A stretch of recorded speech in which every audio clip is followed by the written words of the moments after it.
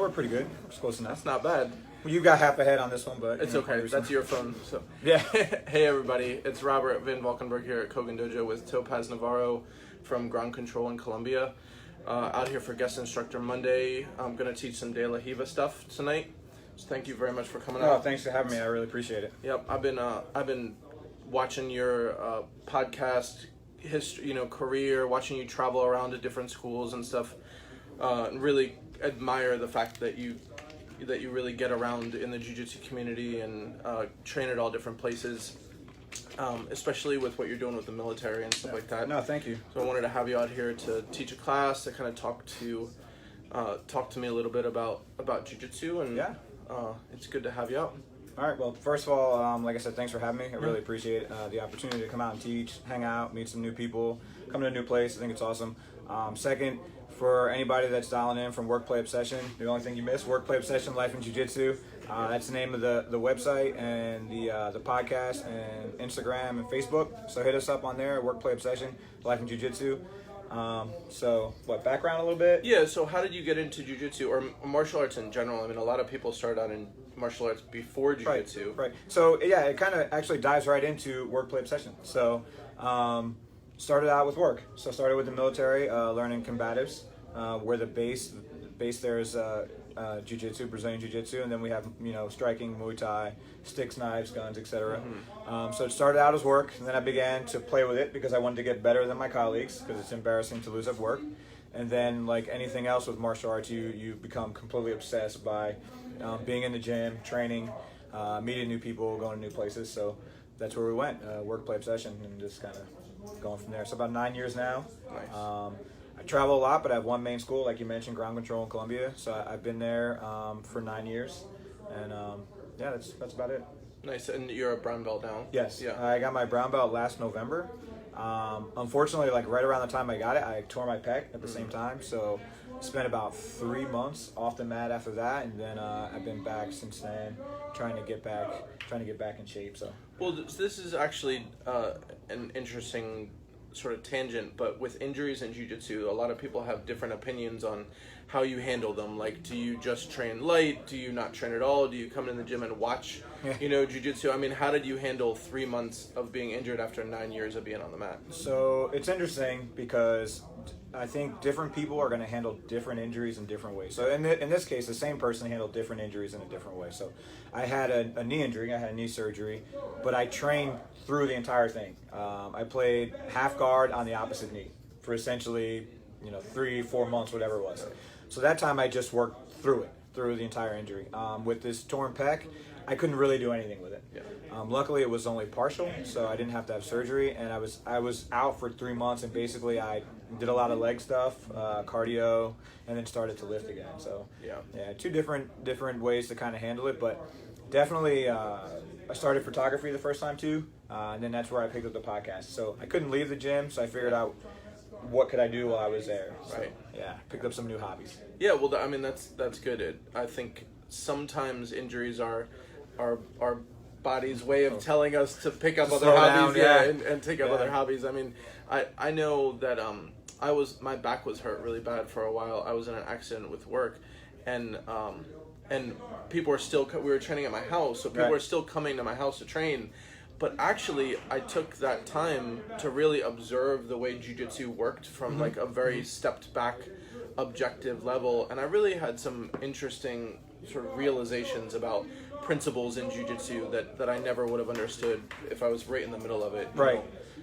It's so, as long as it is your obsession, like like your podcast says, then you're gonna find a way to make the best of the time off the mat, I think. I think sitting back and observing sometimes, it's just as important as being there. You notice details. I mean, obviously you can't practice them right away, but you'll notice details or finer points that you were missing. So it is good, and it's always positive to be around the team, whether it's for little pick-me-ups or things like that. But depression's real, right? So if you take someone who trains all the time and now all of a sudden they can't, people will slip into a depression of not being out there with the guys. So just being around the gym, it helps as well, Well, that's a lot of people that I know in jiu-jitsu talk about that it helps them with depression, and absolutely, it's something that it's not something people talk about on their way into jiu-jitsu, I don't think.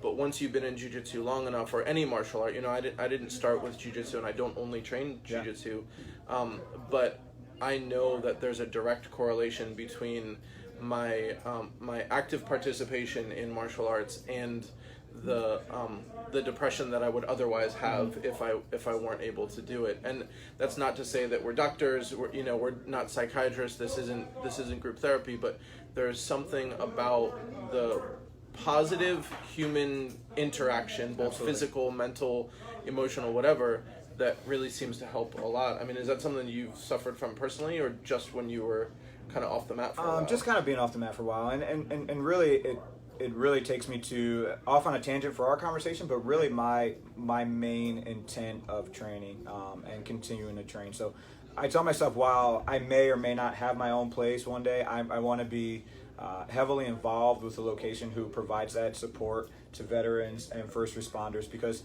what happens is we use jiu-jitsu as a medium to bring people together, right? So you can address depression, you can address suicide awareness and suicide prevention, which last week, so yesterday was Sunday, so it was at the Howard County Out of Darkness Walk, and it's one of those efforts that I support because, just as you pointed out, you bring together like-minded individuals that have a chance to bond.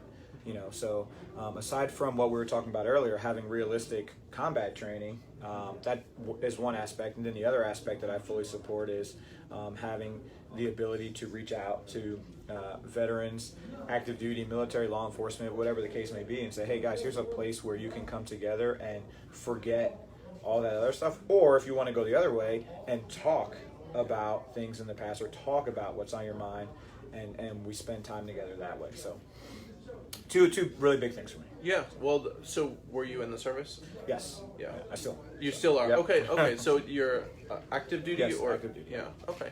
What branch? Army. Army. Yeah. And so when you're traveling with doing jiu-jitsu and stuff like that with the service, is that directly related to that, or that's sort of what you're doing on the side while you're doing other stuff? Completely on the side. Yeah. So this is a vision more than anything. Although I try to reach out on Instagram and through the website and through Facebook to reach out to as many people as I can. Eventually, we will have that kind of area or that arena where we can say, hey, something like, I don't know if you ever heard of Gis for GIs. Some of you out there may have heard for Gis for GIs. If not, please look it up. What they do is they take donated Gis and they send them out to deployed service members or to service members that can't afford Gis, and that way they don't have to use their uniforms, get their uniforms torn up. And it's actually run by a former Baltimore ground control Owens Mills guy, Brian Crandall. He lives out in North Carolina. Great job getting. He's gotten hundreds, thousands of Gis out to people at this point. Awesome.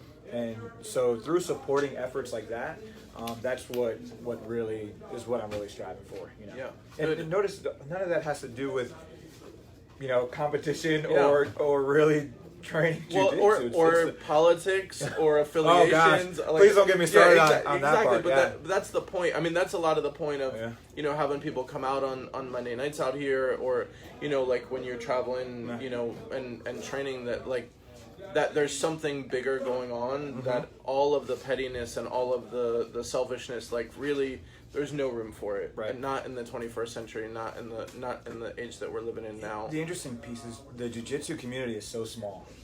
Tim Spriggs had a comment on Instagram, I think it was yesterday or over the weekend, and I completely agree with his sentiment. He said jiu-jitsu will never grow to the level that most people aspire. It's going to be more of it'll be like the skateboarding community. Yeah. And I completely agree with what he was saying. So when you take a community that's that small, there's no room for infighting. Right. You have to support each other so that the sport will continue to grow at whatever rate, but at least it will sustain itself. Yeah. And the people that are infighting, the interesting thing is that the culture will just move on without them. Yes, absolutely. It's not that the culture is going to slow down and say, well, why are you infighting? It's just going to keep moving.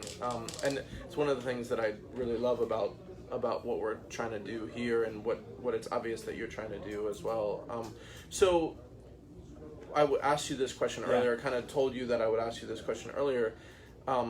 When thinking about jiu-jitsu, now you're 9 years in, and obviously you train different places with different people, and with different instructors. So what is it that you wish you knew when you started, or what is it that you wish that you'd focused on when you started that maybe would have made a much bigger impact on your jiu-jitsu than what you did focus on, or what you did learn? So it's pretty interesting. We talked about this prior to, and I was kind of stumped. Originally, I thought, I would focus more on self-defense, but I think we did a decent job of doing that at the different places I trained at.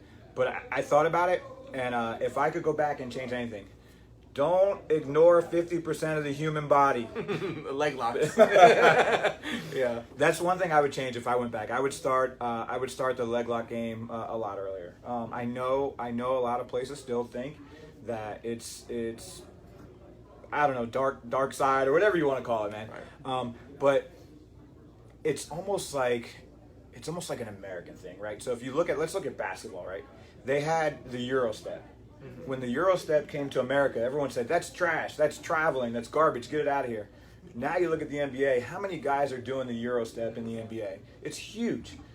So it's the same thing here where you're like, okay, now you have all these wrestlers, now they all want to do takedowns, and now they want to do, lay and pray and MMA, and now everybody's doing leg locks. It's like you have to adapt and evolve, and it just makes everything whole, So it's that would be my one thing, and I enjoy it, so it's fun.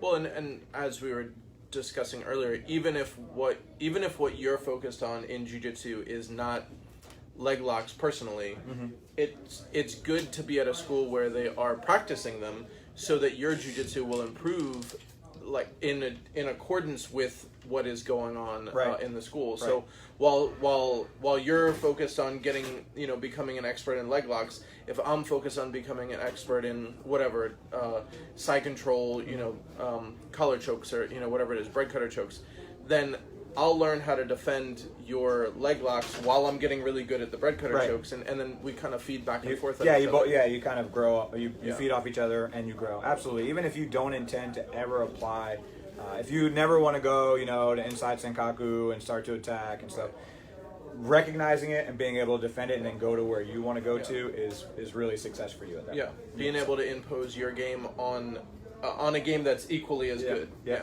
exactly. So that would be one thing I'd address. Yeah, that's an interesting take. That's not what I would have expected. So we were discussing. I think Bowie's got the warm ups going, or still the little kids going on, or the big kids going on out there. So we got a few minutes. But you were talking about jiu-jitsu as it relates to the military. Yes. And how the focus is different than, the idea that jiu-jitsu is effective martial art is sort of, it's a given at this point. If you don't understand that Brazilian jiu-jitsu is an effective martial art, then you've not been paying attention. But dojo jiu-jitsu is not the same as combative training when someone is dealing with firearms and knives and multiple people on a battlefield, which is something that you have to deal with in the military. Right. So how does your training differ when you step into the military arena versus a jiu-jitsu school? So one thing I'm a big fan of, once you establish and you can build and maintain the fundamentals, which is a difficult piece because there's so many other aspects of training going on, I think you have to integrate scenario-based training. Without scenarios, you fall into the same kind of rut, I'll call it for lack of a better term, as you would in a traditional gym. Yep. I've seen scenarios where you could have two guys that are grappling and then introduce a weapon at halfway through, and one guy will just have paralysis by this new item that's in the scenario, and the other guy who's trained through the scenario before knows to either acquire that weapon and use it, or take that weapon and get it off and out of the scenario, or whatever you do, but it's just from experience. And I think that's one of the key pieces that we miss when we only train in a right. We have to think about business, right? So we're not thinking about wearing kit and tearing up someone's mats and all those other things. So once you add those into the equation, that's what we look at more from a combative standpoint with regards to the military. Yeah, that makes sense. And we were discussing a little bit as well about how even the positions that you're going for are going to change based on the scenario that you find yourself in, and if weapons are involved and things like that. That's something like a back mount with hooks in and a seatbelt grip. While that's very dominant when you're going for submissions, it's not necessarily desirable when there's 3 guys standing over top of you that want to kick your head in. Yeah, I tell guys this all the time. This is my personal preference, and you know, different strokes for different folks. But I prefer to maintain almost a neon belly type position, or I call it an offshoot of north-south, kind of at that 45-degree angle. But most of the time, ideally neon belly, because that way I can keep my head on a swivel. I can assess the entire scene, and then if need be, I can get up to transition to something else, or I can get up to run if I'm you know, if that's my goal. Running is undervalued in jiu-jitsu. So yeah, there is that perspective that you build in as well. Someone, I can't remember whose article it was, but it was like train like a grappler, but don't be a grappler. You know, and things like that are things that stick with you when you're like, man, I could have gotten out of this scenario here, but I transitioned to this because I have this grappling mindset, and now I'm in closer contact with this guy when I could have fled the situation. So another way I kind of look at it too. That's a good perspective. The guy that teaches our first responders jiu-jitsu classes here, Ike, he's a black belt here. When I first started training with him a long time ago, I was either a white belt or a blue belt, and he was I think still a purple belt. But I remember trying to pass his guard, and every single time I tried to pass his guard, I would get 90% passed, and then I get swept. And finally, after like 5 attempts, he looked at me and said, "Look behind you." I was like, "What are you talking about?" He said, "There's a whole world behind you. Yeah. Like, why aren't you going backwards? You're not, you know, it's like, you're allowed to do that." But it's just one of those things that actually, that ties back into the scenario-based training, that if sometimes the scenario should be, get up and run instead of trying to pass the guard, or, you know, whatever it happens to be, you know.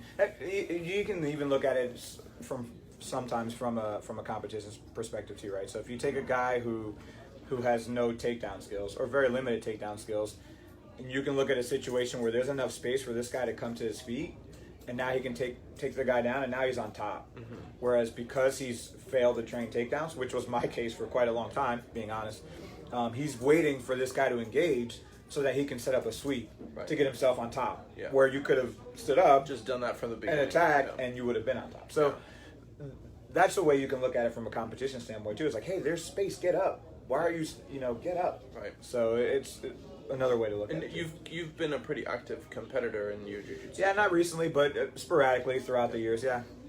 What is it that Not you very think good, that what is it that competition offers from that perspective of both the military and the sport jiu-jitsu perspective? Like, how does competition kind of bring that together, or is it kind of its own thing? I think the key benefit, in my opinion, of competition is I'll say stress, but really it's the adrenaline.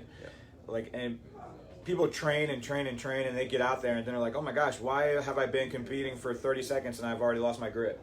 I can't even feel my my forearms are on fire. It's been 30 seconds. That's to me that's the benefit of competition. To be honest, So you were talking a little bit earlier about that this is sort of a slow season for competition, and you have some special stuff that you're working on right now, some projects that you're working on right now, specifically because of the gap. Yeah, awesome. So guys, if you haven't heard about the expedition series I'm doing, some of you guys have already reached out to me. Josh Peters, I'm going to come out and see those guys, definitely. I'm going to go hang out with Mateo and the guys at Abmars.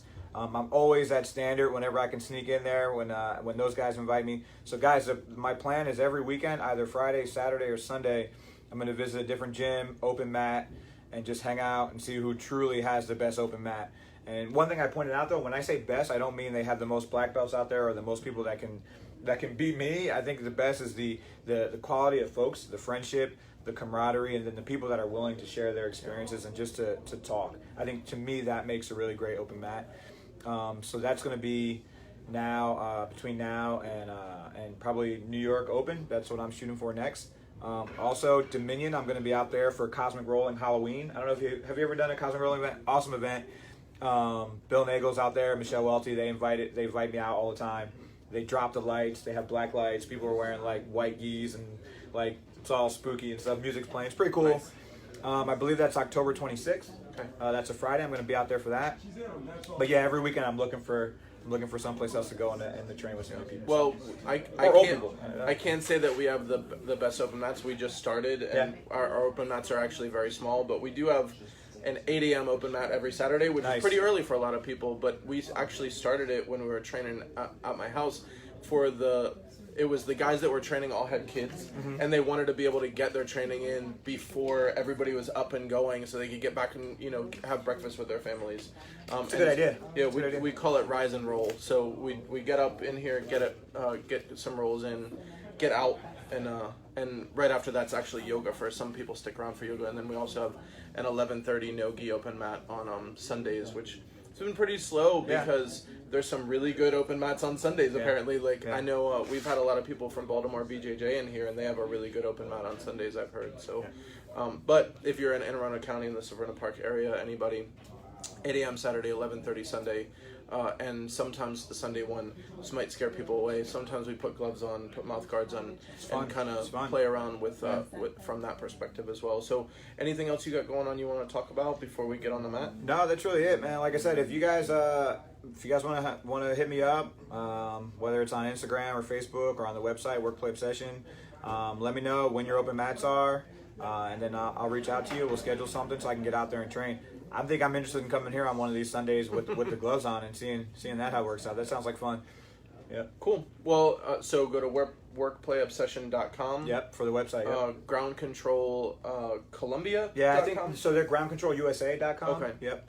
And you can reach, I think, all of their gyms. You can reach from that location. Okay. Also, guys, on Instagram, Work Play Obsession, and then on Facebook, Work Play Obsession. Yeah, I'm all over it, man. Writing all the time, posting all the time. Trying to stay active within the community. So nice. Well, it's awesome to have you. And no, thanks for having as me. always, check out I don't even know why we say www anymore. Check out KogenDojo.com. We're at 549 Baltimore Annapolis Boulevard in Severna Park, right in the middle of Anne Arundel County, just a little bit north of Annapolis, south of Glen Burnie for people that know where those places are. We have guest instructors out here every Monday. Next week is AJ Rosales from Pure Performance out in Rockville, Pedro Sauer School, and then got some other people coming out. And we also have a couple new brown belts that are teaching here every week too. That they were training here and now they started picking up some classes. So we're really excited to have that. I mean, we're such a new school, to have the amount of brown belts and black belts that are in here is pretty amazing for us. But always. Thank you. Gonna have a lot of fun. Guys, you can hit the podcast too. Work Play Obsession on iTunes and Google Store. There you go. Get it out. Oh, I'll let you do this. Yeah, that was coming in and out a few times. So Yeah, I should tell.